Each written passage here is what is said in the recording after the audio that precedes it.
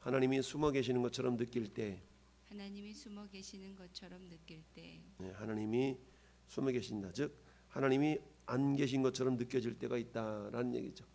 우리가 예수를 믿어도 하나님은 눈에 보이지 아니하기 때문에 신앙생활이 뭔가? 신앙생활이라는 것은 보이지 아니하시는 하나님을 보는 것처럼 우리가 살아가는 그 삶 자체를 신앙생활이라 자주 말씀을 드리는데요. 우리 열왕기상 18장은 그 위대한 갈멜산에 엘리야와 바알신 450명, 아데라신 400명 섬기는 자들과 대결해서 승리한 사건이 나옵니다. 거기에 앞서서 오늘 함께 읽어본 1절부터 7절까지는 두 사람의 극명한 대조를 이루는 모습을 통하여서 하나님이 안 계신 것처럼, 하나님이 숨어 계시는 것처럼 느껴질 때에 우리는 어떻게 반응을 보여야 되는 것인가를 묵상하는 시간이 되기를 바랍니다.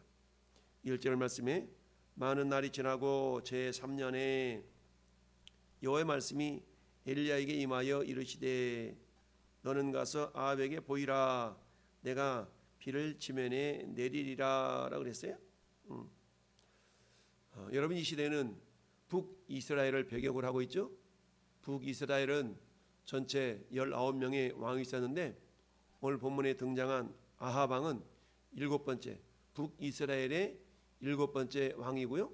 왕조로 따지면 4번째 왕조, 즉 오므리 왕조의 2번째 왕 아합 왕에 대한 그런 이야기입니다. 자, 아합 왕 시대 때에 하나님은 어떤 일을 행하셔요?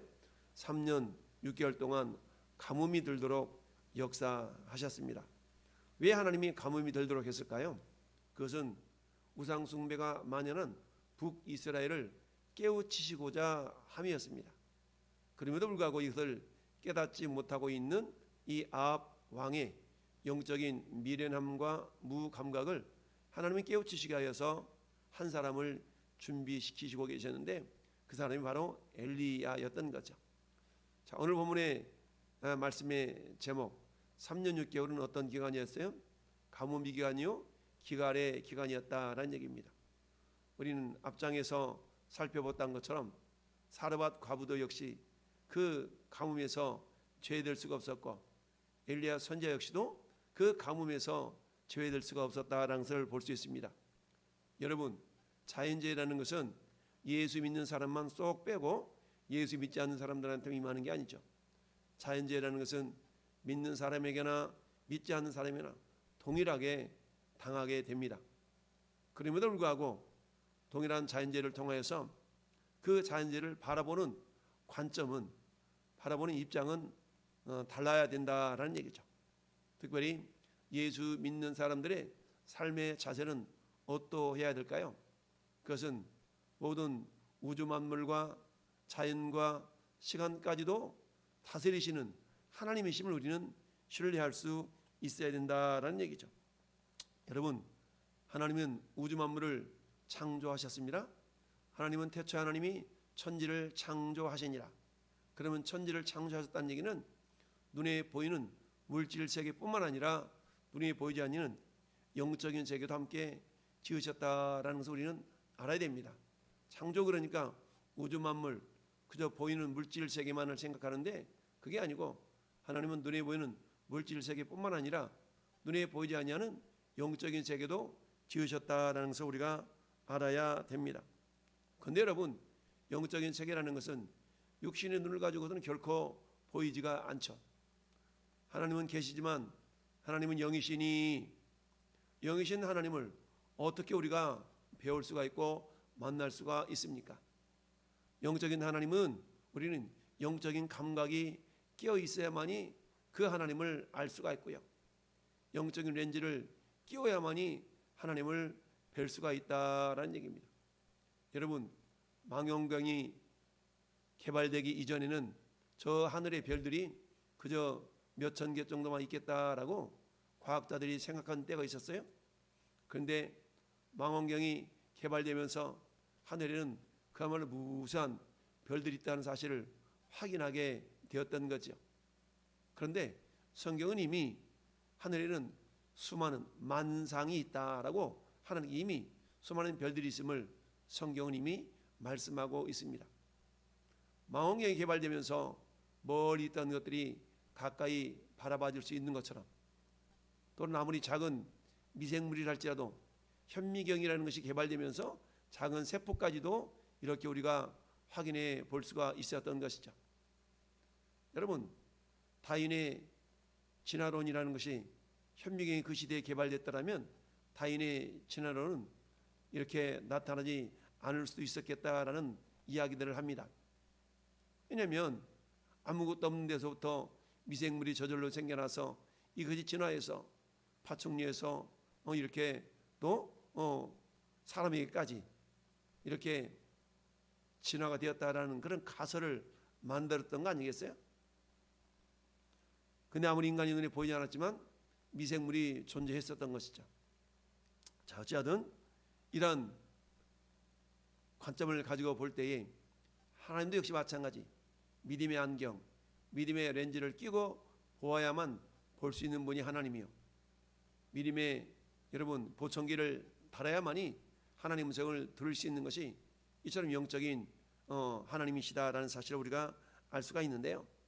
그럼에도 불구하고 우리가 신앙생활을 하다 보면 때로는 하나님이 멀리 계신 것처럼 느껴질 때가 있고, 아니 하나님이 계시지 않는 것은 아닌가라는 의심이 들 때가 있다라는 얘기죠. 그것은 왜 그럴까요?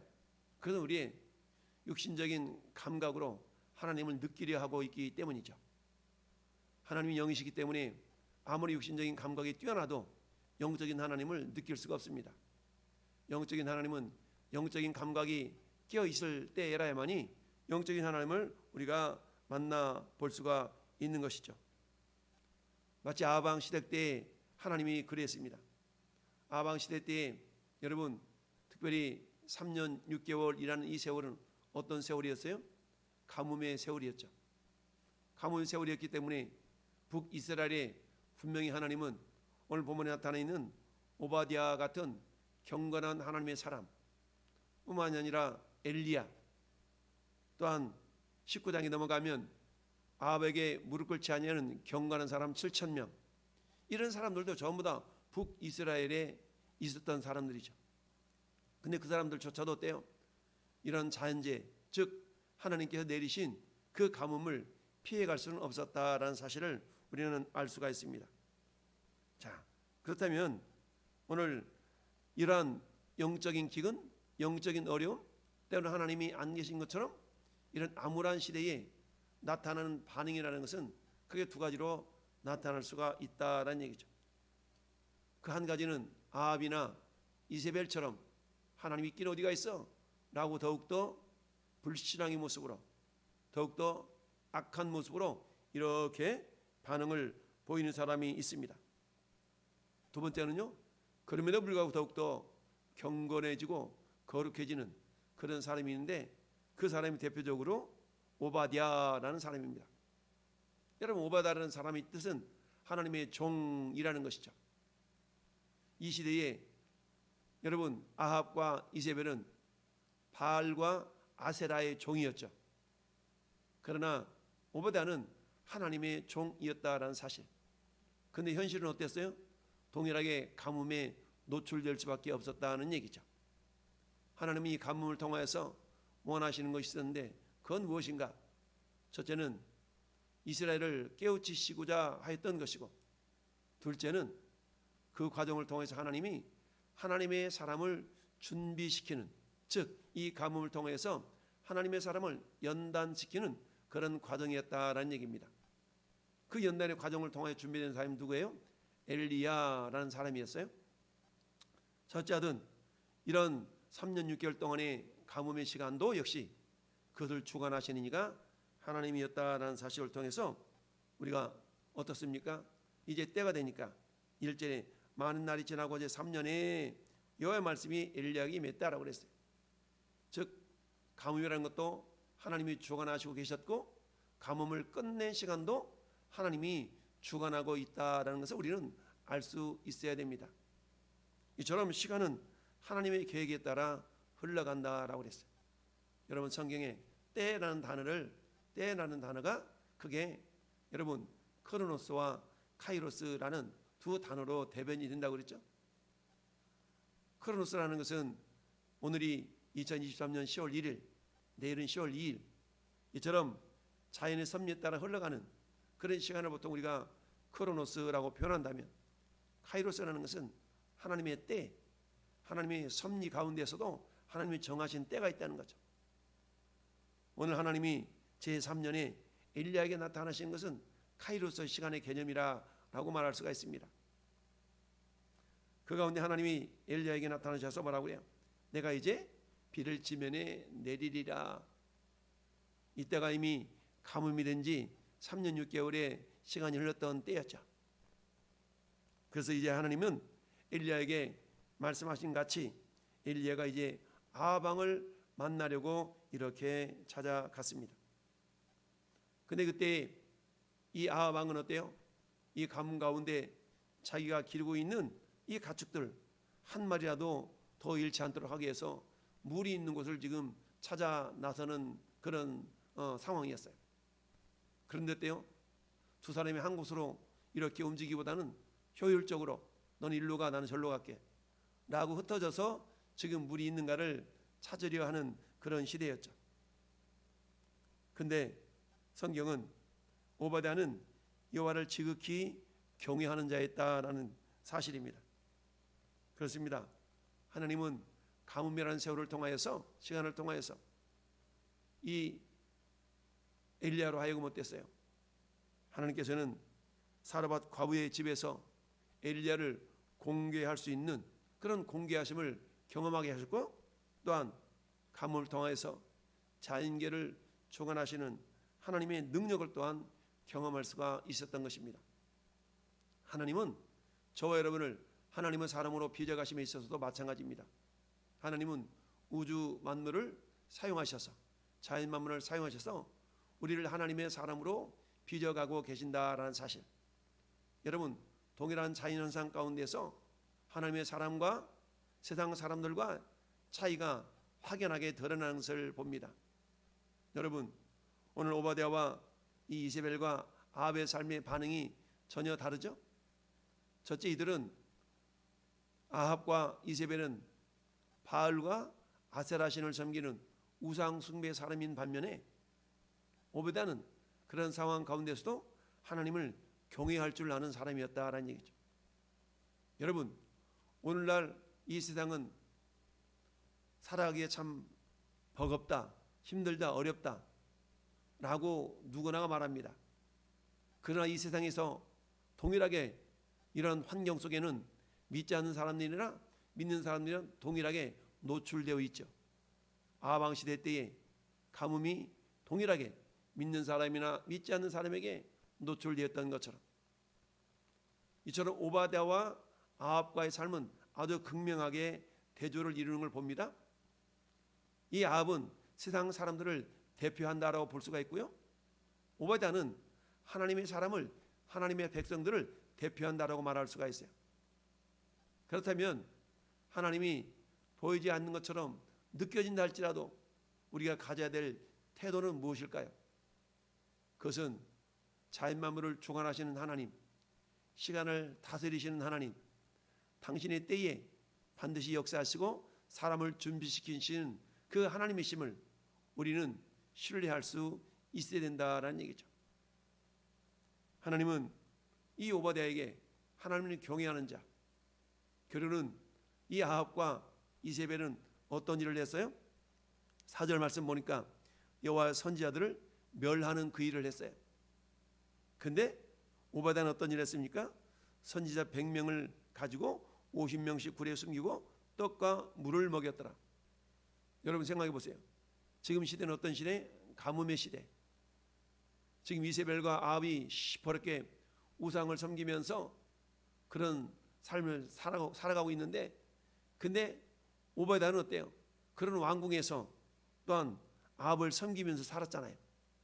그럼에도 불구하고 하나님의 사람들을 100명씩이라 50명씩 이렇게 구분해 놔서 자기의 재물을 들여서 그들을 먹여 살리는 그런 헌신의 삶을 살았던 사람이 오바댜라는 얘기죠.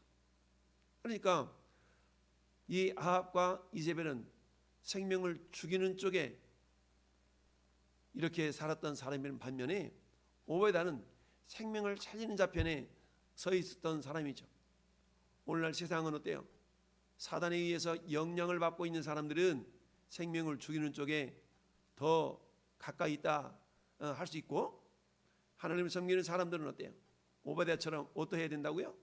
사람을 살리는 편에 속해 있어야 된다라는 얘기입니다. 여러분, 성경은 그렇게 말씀하시죠?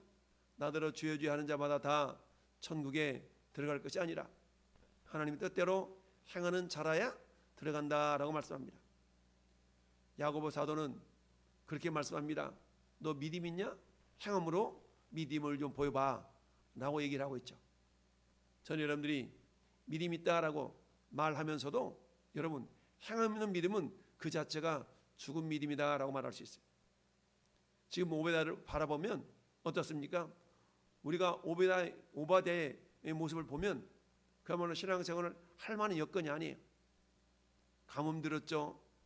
그 서슬시퍼란 아합과 이세벨 그들의 종으로서 지금 섬기는 가운데 있잖아요. 그럼에도 불구하고 그런 상황 가운데서도 어때요? 100명씩이나 숨겨서 떡과 물을 공급해 나가는 그런 어떤 오베다의 신실한 모습은 오늘 이 시대를 살아가는 저와 여러분들의 모습이어야 된다는 얘기입니다. 여러분, 오베다는 충분히 핑계 될 수도 있어요. 하나님 지금은 아니죠. 지금 서슬이 시퍼런 이 아합과 이세벨의 그런 아래에 통치 아래 있기 때문에 내가 잠깐 이렇게 숨어 있어도 괜찮죠. 하나님 충분히 핑계 될 만합니다. 그러나 오베다는 그렇지 않냐고 그런 상황 속에서도 자기의 사비를 털어서 100명씩이나 섬기고 살리는 그런 일을 감당했던 사람이다라는 사실입니다. 왜 그랬을까요? 오베다는 한마디로 말하면 하나님을 경외하는 자였기 때문이다라는 얘기입니다. 사랑하는 성도 여러분, 저와 여러분도 마찬가지입니다. 하나님은 우리의 생명의 주관자이심을 믿고 어떤 상황 속에서도 어때요? 반드시 삶의 실천을 통해서 우리의 신앙의 고백이 구체적으로 증명이 될 수 있어야 된다라는 얘기입니다. 뿐만 아니라 5절 말씀을 보십시다. 5절 말씀 보니까 아합이 오바댜에게 이르되 땅의 모든 물 근원과 모든 냇가로 한번 가보자. 혹시 꼴을 얻으리라. 물을 얻을 수 있으리라 라고 얘기합니다. 그러면 말과 노새를 살리니 짐승이 다 잃지 않게 되리라. 그러면서 아합은 이 길로 가고 오베다는 저 길로 갔다. 이건 뭘 상징합니까? 여러분, 예수 믿는 사람들의 길과 예수 믿지 않는 사람들의 길이 다르다는 거예요. 똑같은 상황, 똑같은 자연재해 가운데 있다 할지라도 하나님의 사람이 가는 길과 세상 사람이 가는 길은 다르다라는 것을 단편적으로 보여주고 있는 말씀입니다. 사랑하는 성도 여러분, 요즘 세상이 어렵다고 그러죠. 근데 이 말은요 10년 전에도 있었고요 20년 전에도 있었어요. 그런 상황 가운데서 여전히 신실하게 신앙을 이렇게 보여주는 그런 믿음의 사람들도 분명히 있었고요. 하나님은 사람을 준비시키셔서 사용하시는 하나님이심을 우리는 알아야 됩니다. 그 가뭄 때, 어려울 때 하나님은요 7,000명을 준비시켰고요, 엘리야를 연단시키셨고요, 오베다를 준비시켰던 걸 봅니다. 오늘 이 시대도 마찬가지. 하나님이 쓰시는 사람들은 거저 쓰지 아니하시고 반드시 연단의 과정을 통하여서 하나님의 살아 역사심을 경험케 하시고 또한 하나님을 경외하도록 하나님은 인도에 가시는 분인 줄 믿습니다. 사랑하는 성도 여러분, 이제 10월이 시작됐습니다. 10월 첫날을 이렇게 하나님 앞에 드리면서 하나님, 이 눈에 아무 증거 아니 배워도 믿음만을 가지고서 늘 걸어갈 수 있는 오늘 함께 불러봤던 545장의 찬송과 가사처럼 10월 한 달 동안도 주님을 경외하고 우리가 말씀과 기도와 성령의 능력으로 무장해서 언제든지 하나님이 쓰시고자 할 때에 엘리야를 쓰셨던 하나님, 오바댜를 쓰셨던 하나님, 내가 여기 있나이다. 이사야 선지자가 주님 내가 여기 있나이다 나를 보내소서 고백했던 것처럼 언제든지 하나님을 쓰시고자 할 때에 저는 여러분들이 주여 제가 가겠나이다. 내가 여기 있나이다. 라고 고백하며 주님께 영광 돌려드리는 우리 모든 성도가 될 수 있기를 예수님의 이름으로 축원합니다. 아멘.